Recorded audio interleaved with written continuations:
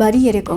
Փակ TV եթերում լուրերի հետքերով հաղորդումն է։ Մենք աշխատում ենք ամենօրյա ռեժիմով, որպեսզի մեր հեռուստադիտողը մշտապես լինի տեղեկացված։ Իսկ դուք մի մոռացեք բաժանորդագրվել մեր YouTube-յան ալիքին։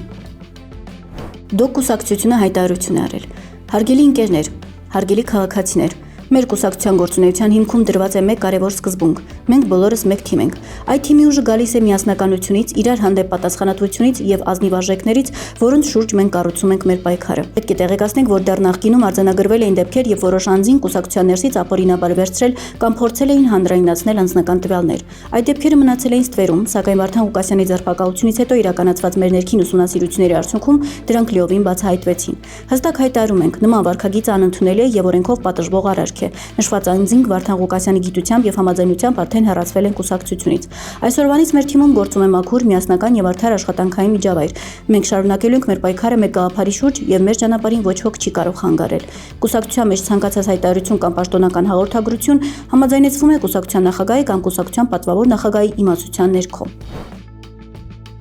Վարչապետ Փաշինյանը նշել է գործողությունների հաջորդականությունը, որը պատրաստվում է անել վեհափառ հայրապետ Գարեգին II-ին կաթողիկոսական աթոռից հեռացնելուց հետո։ Փաշինյանը մասնավորապես ասել է. Հայաստանյան Ծառաքելական Սուրբ Եկեղեցու նորոգման ճանապարհային քարտեզ Կտրիչ Ներսիսյանի հեռացումից հետո կաթողիկոսական տեղապահի ընտրություն Հայաստանյան Ծառաքելական Սուրբ Եկեղեցում գործող մեխանիզմների տրամաբանությամբ Հայաստանյան Ծառաքելական Սուրբ Եկեղեցու կանոնագրքի ընդունում կանոնագիրքը պետք է անդրադառնա Հայաստանյան Ծառաքելական Սուրբ Եկեղեցու հոգևորականի բարեվարքության կանոններին եւ դրանց ապահովման երաշխիքներին Հայաստանյան Ծառաքելական Սուրբ Եկեղեցու ֆինանսական թափանցիկությանը եւ դրա ապահովման երաշխիքներին Հայաստանյան Ծառաքելական Սուրբ Եկեղեցու ապաքաղաքական լինելու անհրաժեշտությանը եւ դրա ապահովման երաշխիքներին Եկեղեցու գործունեության համապատասխանությանը Հայաստանի Հանրապետության հարկային օրենսդրությանը եւ դրա ապահովման երաշխիքներին Հայաստանի Հանրապետության օրենսդրությունը իր հերթին կնախատեսի երաշխիքներ, որ Սուրբ Եկեղեցու գործունեությունից գոյացված եւ պետական բյուջե վճարված հարկերը եւ турքերը ամբողջությամբ կվերադարձվեն եկեղեցուն հոգեվոր ծառայողների սոցիալական երաշխիքներին եւ դրանց ապահովման երաշխիքներին այնպես, որ հոգեվոր ծառայողները կൂട്ടակային կենսաթոշակային համակարգից եկամտային հարկի վերադարձից սոցիալական կրեդիտներից առողջապահության համընդհանուր ապահովագրությունից լիարժեք օգտվելու հնարավորություն ստանան։ Ամենայն հայոց կաթողիկոսի ընտրություններ համաձայն նոր կանոնագրքի։ Կանոնագիրքը քննարկվում եւ ընդունվում է նման իրավասություն ունեցող եկեղեցական մարմնի կողմից։ Տեղապահի միջնորդության դեպքում կառավարությունը խորհրդատվական աջակցություն կցուցաբերի կանոնագրքի նախագծի մշակման աշխատանքներին։ Ավելի վաղ եւս Փաշինյանը խոսել էր եկեղեցուն փոփոխություններ անելու անհրաժեշտության մասին։ Նա առաջարկել էր պատարագից առաջ երկել օրհներգը եւ եկեղեցիներում դնել Հայաստանի Հանրապետության պետական դրոշը։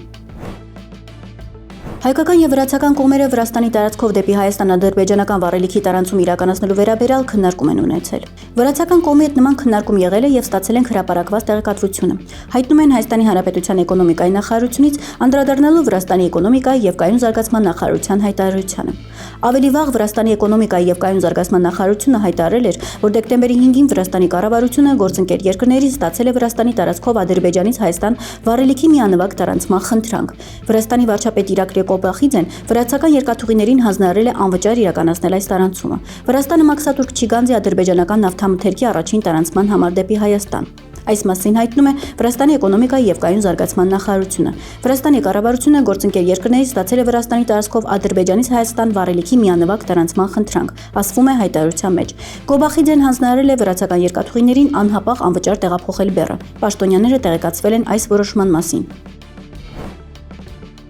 Բաքվում ապօրինաբար գերեվարված Ռուբեն Վարդանյանի նախաձեռնությամբ կառուցված եւ Գինեսի ռեկորդների գրքում գրանցված աշխարհի ամենաերկար հետադարձելի ճոպանուղին Տաթևերը 4-րդ անգամ արժանացել է հեղինակավոր միջազգային World Travel Awards մրցանակին, հաղթելով աշխարհի առաջատար ճոպանուղի անվանակարգում։ Հայկական ճոպանուղին այս տարի եւս գերազանցել է մրցակիցներին Բոլիվիայից, Բրազիլիայից, Վիետնամից, Կանադայից, Նոր Զելանդիայից, Ամերիկայի Միացյալ Նահանգներից եւ Հարավաֆրիկյան Հանրապետությունից։ Նախկինում Տաթևերը Հայաստանին այս անվանակարգում հաղթանակ էր բերել 2021, 23 եւ հաջորդաբար 24 թվականներին։ Բաց քվեարկության արդյունքներով Տաթևերի հաղթանակը հայտարարվել է Բահրեյնում 2025 պաշտոնական մրցանակաբաշխության ժամանակ։ Մրցանակը համարվում է զբոսաշրջության ոլորտի ամենահեղինակավոր միջազգային մրցանակներից մեկը։ Այն ամեն տարի ճանաչում եւ պարգևատրում է համաշխարհային զբոսաշրջության ստեղծագործության եւ հյուրընկալության ոլորտներում ակնառու նվաճումները։ Մրցանակը հաճախ անվանվում է զբոսաշրջային Օսկար, քանի որ այն շնորհվում է ոլորտի լավագույն նախագծերին, կատարելագործման ձգտման, բարձրակարգ սպասարկման եւ նորարարական մոտեցումների համար։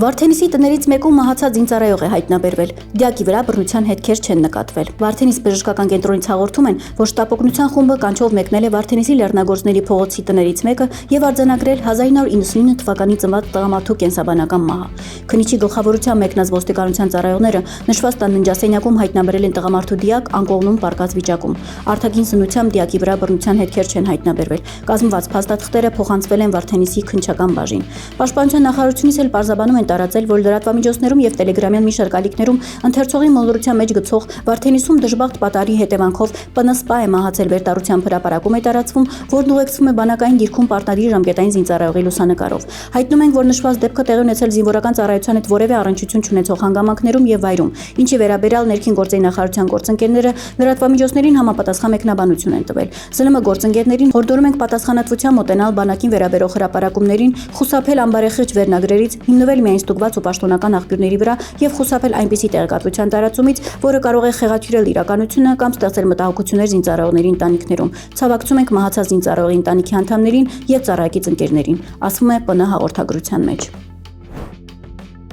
Այսօրվա համար այսքանը։ Իսկ դուք մի մոռացեք բաժանորդագրվել մեր YouTube-յան ալիքին օրվա ամենակարևորն ու բացառիկը բաց չթողնելու համար։